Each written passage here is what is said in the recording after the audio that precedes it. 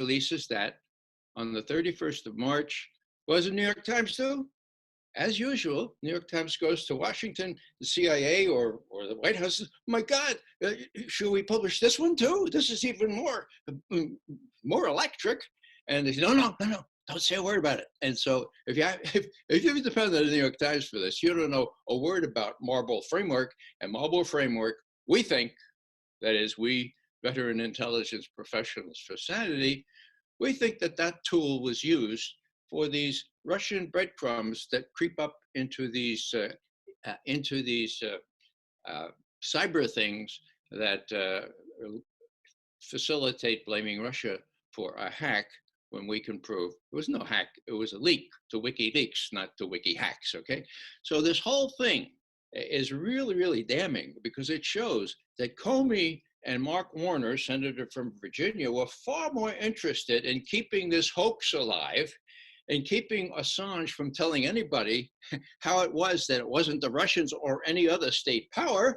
They were more interested in making sure they kept the lid on that than they were on wasting the CIA's, well, 700 million times $25 worth of cyber tools and endangering CIA assets abroad, human assets and technical assets. That's what drives all this, and it's an incredibly damaging tale. Right. Now, we rely on John Solomon for a lot of this, who had terrific contacts, and I want to just give him a hat tip, because were it not for him doggedly seeking out these details and getting, as I said before, the text of the email from Assange's lawyer, Waltman, to the Department of Justice lawyer, Laufman, it's right out there. It's dated the 28th of March. That's what screwed up the whole thing. Julian got onto it and said, all right, you guys, you're not going to play ball. We'll release this. Now, one last point here. It's very interesting and very important. 31st of March, 2017. What happens less than 2 weeks later? CIA Director Mike Pompeo gets up before for a think tank in Washington, and he says, Julian Assange is a demon. Now, don't laugh. Pompeo apparently believes in demons, okay?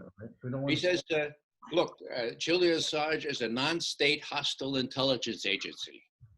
That was on the 12th, or no, the 13th of April, okay? So 2 weeks after Julian released that very damaging part of Vault 7 called Marble Framework. And then, of course, right after that, the Ecuadorian government was leaned upon very hard with promises of IMF loans and everything else if they would circumscribe Julian's access to the rest of the world, which they did. And, you know, about a year later, he was unceremoniously, and that's why I wear this beard, to express solidarity with how he looked in his disheveled state, unceremoniously pulled out of the Ecuadorian asylum there at the embassy in London. So this analogous story is the more important one, and I can see my old friends in the security services leaking just enough of this other story to conflate it with the news stories and make it appear that the president himself sent Rohrabacher to Moscow to get Julian Assange to say, no, it wasn't the Russians. And of course, as most of you know, Julian Assange said it wasn't the Russians. He didn't send him to Moscow. I have to interrupt you. He sent him to London, to the Sorry, it was to London. Yeah, sorry about that. Yeah. That would make it a wholly different story if he went to Moscow. Now you got a story, Joe. Sorry. Yeah. You could have said Tokyo, but you said Moscow. Okay. Yeah. Sorry. Yeah, it was London, of course. And Rohrabacher, of course, was really down in the mouth. You know, he's described as a pro-Russian person. All he is an objective sort of fellow who happened to chair one of the key committees in the House. And, you know, he was just really frustrated. How can I get past John Kelly? Well, in the end, he couldn't get past John Kelly. But this whole business stinks to high heaven, and it looks very much, you know, the timing of it looks very much like they're trying to put the screws to Assange and to prove that Assange was trying to exculpate the Russians, whereas they were the real deal. Now, the corollary of all this, it's very important. Seth Rich, okay, who's he? Well, he's the prime candidate for the insider within the DNC, the Democratic National Committee, to have leaked. That is, you put a thumb drive in a computer, right?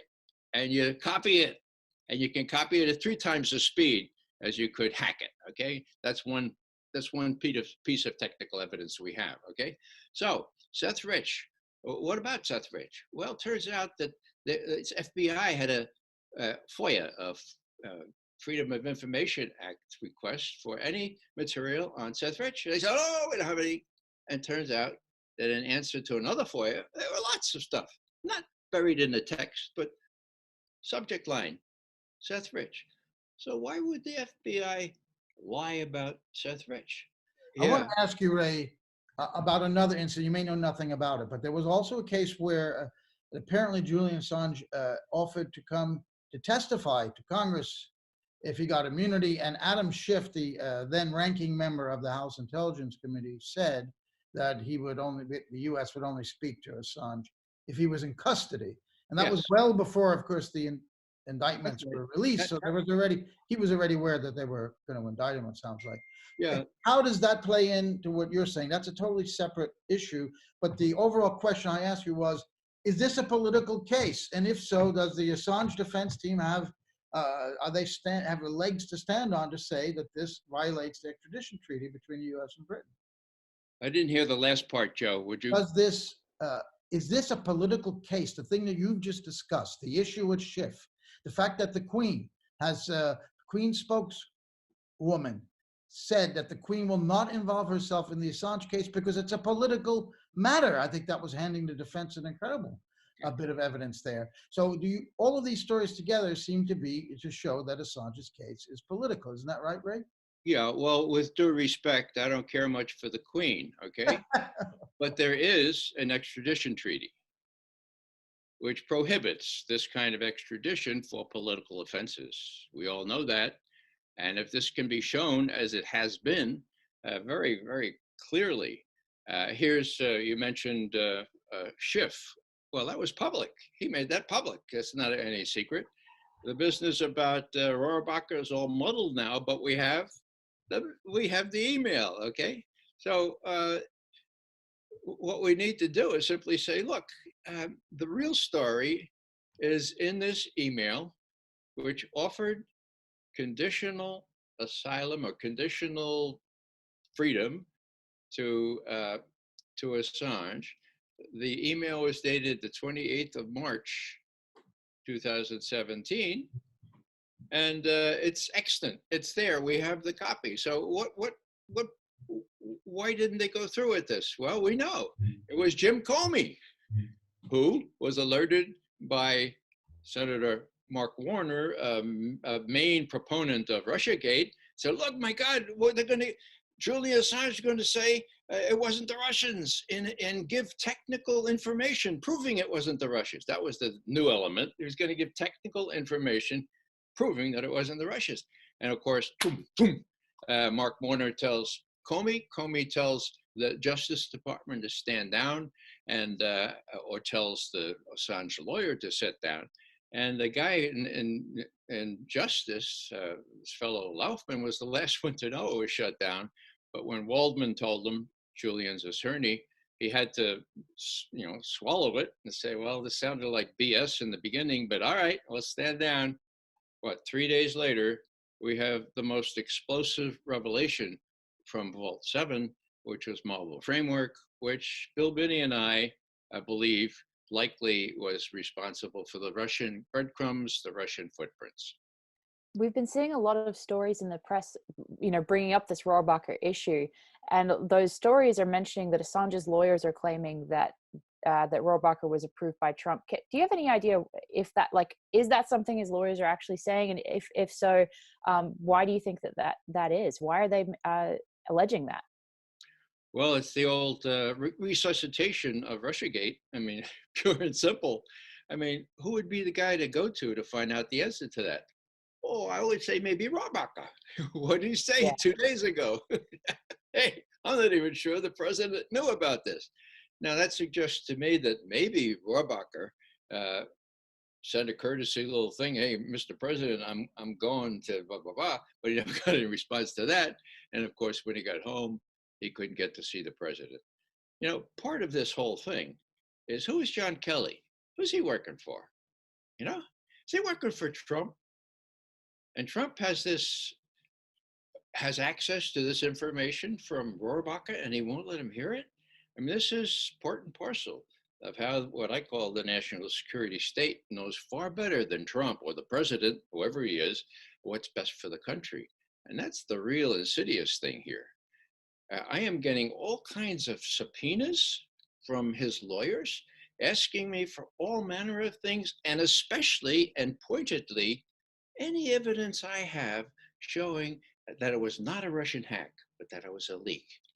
I guess they're expecting that they will uncover an email from my old friend Vladimir Vladimirovich Putin saying, Ray, way to go, you keep going there, keep that, you know, I mean, hello, they're out of their gourd. And so I'm resisting these subpoenas. I think they're obscene, you know, and there is some defensiveness here. And if I were have to say anything about this fellow whose name we can't mention, I would say he's exhibiting guilty behavior. It's a very interesting point. But to clarify my first question, I guess what I'm trying to ask is this a case where the press is misrepresenting what Assange's lawyers are alleging, or are Assange's lawyers essentially alleging something that for all intents and purposes isn't true? Okay, I have no specific information on that because I have not been able to secure a real copy of the text of Jennifer Robinson's remarks. I have what Fitzgerald, one of his lawyers, says about them, but you know, it's not a big thing. Everybody's confused about this. Yeah. Lawyers don't keep up with consortium news as they should, and so they could make a mistake like this. Hopefully they'll correct it if it was a mistake. The alternative explanation, of course, is that it was garbled, that there are ellipses, and there are ellipses, at crucial places, and it could be a whole kind of a whole cloth sort of thing operation by the mainstream press. Yeah, I mean, it would hardly be shocking if that was the case. We're shocked. Thank you, Kristinn, very much for being here in London to accept the Gary Webb Freedom of Press Award presented by the Consortium for Independent Journalism and the publishers of Consortium News. It reads, 2020 winner, Julian Assange, journalist, publisher of Wikileaks, for bravery in the face of a grave threat to freedom of the press and for journalistic accomplishments in revealing crimes of the state. I present it to you, Kristinn. Thank you. It's an honor. It's a really great appreciation of Julian's work. It's quite important for him to get this support, acknowledgement. So I will present him. I probably will not be able to take it inside the prison to Belmarsh, but I will tell him.